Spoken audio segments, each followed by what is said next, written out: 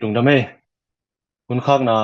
thum na ine mai na hun khak na ding thu tam lo i zomi tia dinga fundraising ki bol a hi na to ki ton ton ina koimun pe wa om biang na pol pi a hi ta zong ina mi mal i hi ta zong ina ka zomi pi hem pe athak takina ong chian wa ming adyak kholina USA om ka hi na to ki ton ton ina USA i pol pi te ZBCA AZ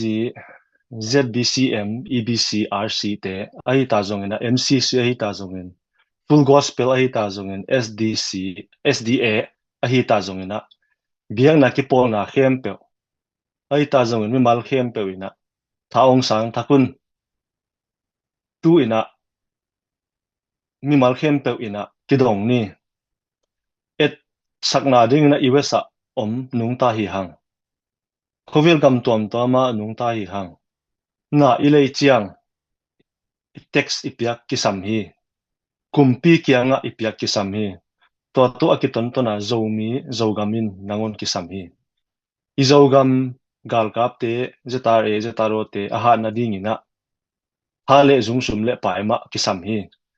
sum le pai na piak khet pen atam atom chi om loin na om na gam kumpi te kianga text na piak to ki ton ton ina na pian na narutang phum na na pu na pa sa cha zogam pen apalun na ding ina tua swang phum na nei na ding ina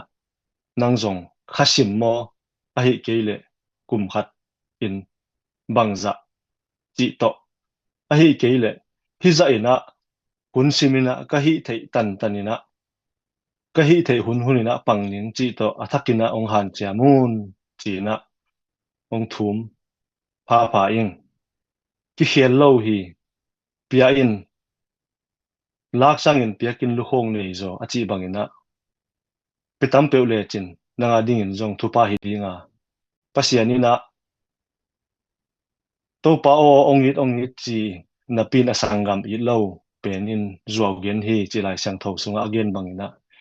ka I thi chi na to na zau gam ahum bit dinga kisa ahum bit lel ahum bit den ding zetari te na hu the na pen nama pan na ding ina piakhya nama kisam hi china tha ong chial pha ing hi thei kam bek to it ing nga ing chi ngau sang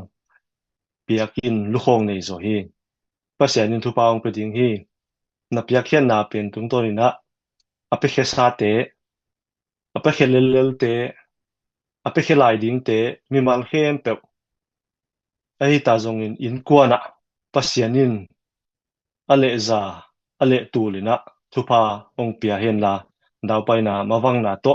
thupa ina ong zui den hen chi ina pasian minina thupa ong pia ing thungen ni thuna ne ni